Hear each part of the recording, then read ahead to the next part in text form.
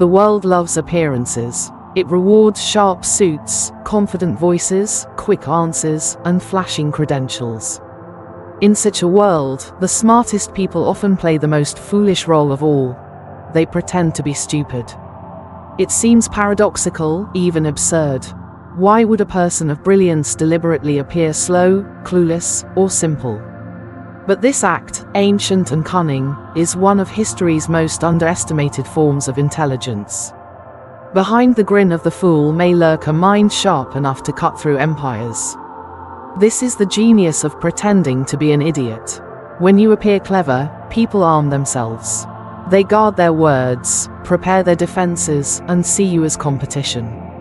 But the fool, he is harmless, a bumbling idiot, a court jester. You let your guard down around him.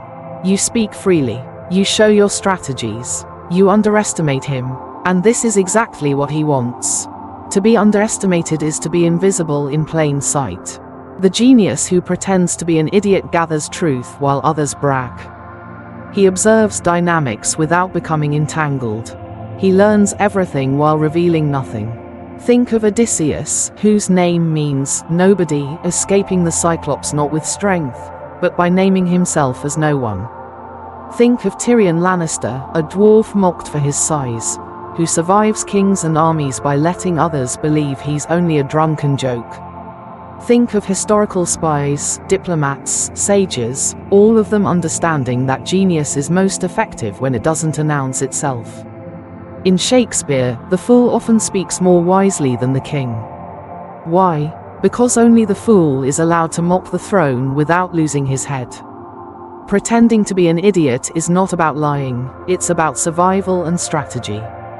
It is a mask that protects the soul from the sharp edges of a too serious world.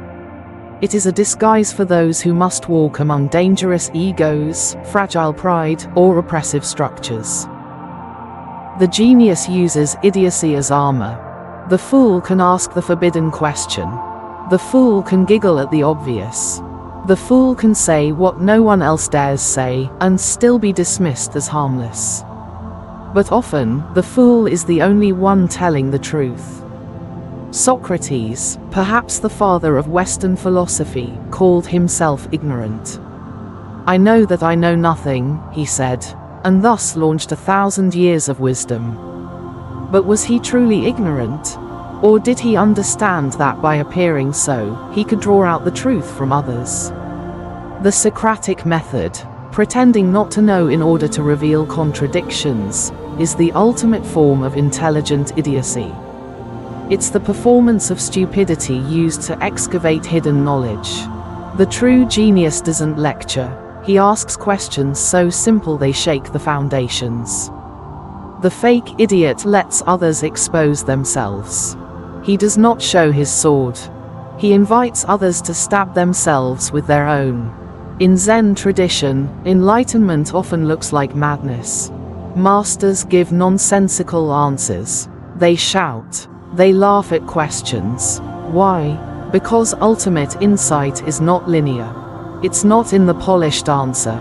It's in breaking through the structure of conventional thinking. Pretending to be an idiot, refusing to play the game of rational superiority, is a shortcut to revealing how absurd that game often is. The genius sees that true knowledge often begins where cleverness ends. In politics, business, even family, there's immense power in being underestimated. The grandmother who pretends not to understand your phone but notices who you're texting. The quiet intern who lets the executives argue, and then says one sentence that ends the meeting. The rival who plays dumb until the final move. To pretend to be an idiot is to conserve energy, observe more clearly, and strike more effectively. It's not cowardice. It's patience. It's restraint. It's playing the long game. And beyond strategy, there is something deeply freeing about pretending to be an idiot. The pressure to be brilliant, to always have an opinion, to impress, to win arguments, is exhausting. The idiot feels none of it. He shrugs. He smiles. He lets the world rush past while he observes, wanders, plays. The genius who plays the fool can live lightly. He has nothing to prove. He can float while others sink beneath the weight of their egos. Sometimes, the smartest thing you can do is not care about looking smart.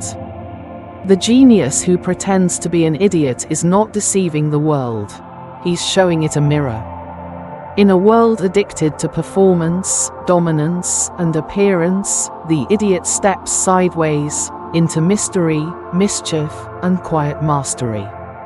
And when all the clever ones have worn themselves out with speeches and schemes, the idiot will still be there, smiling, listening, holding the key. Because the final joke, as always, belongs to the fool. A genius in a position of power is a threat.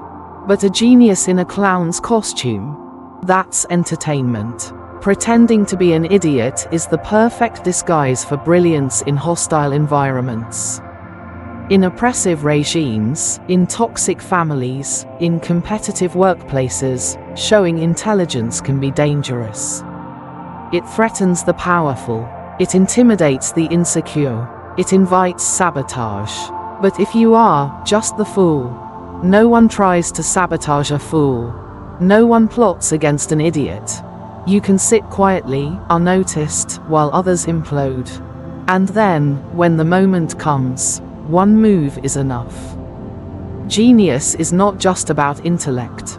It is also about wisdom, about knowing what not to care about. Pretending to be an idiot frees one from the exhausting performance of cleverness. You don't have to win every argument. You don't have to correct every mistake. You don't have to be admired.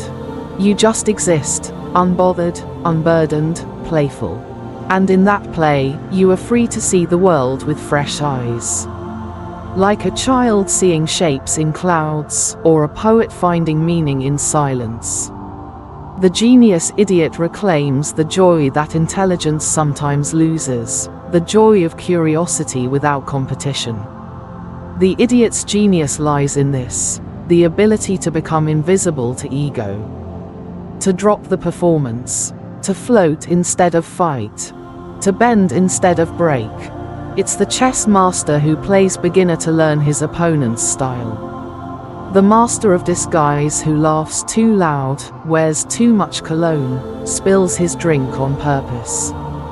The mind sharp enough to ask, what if I don't need to be seen as smart at all? Because once you no longer need to appear intelligent, you become truly powerful. Not because others believe you're brilliant, but because you no longer care whether they do. To pretend to be an idiot is to walk through the world with your sword sheathed and your eyes open. It is not weakness. It is a kind of freedom, a kind of mastery, a brilliant joke told with a straight face. In the end, perhaps the real genius is not the one who appears on stages or writes in ivory towers, but the quiet soul in the back of the room, humming to himself, smiling faintly, seeing everything, and saying nothing. Until it matters.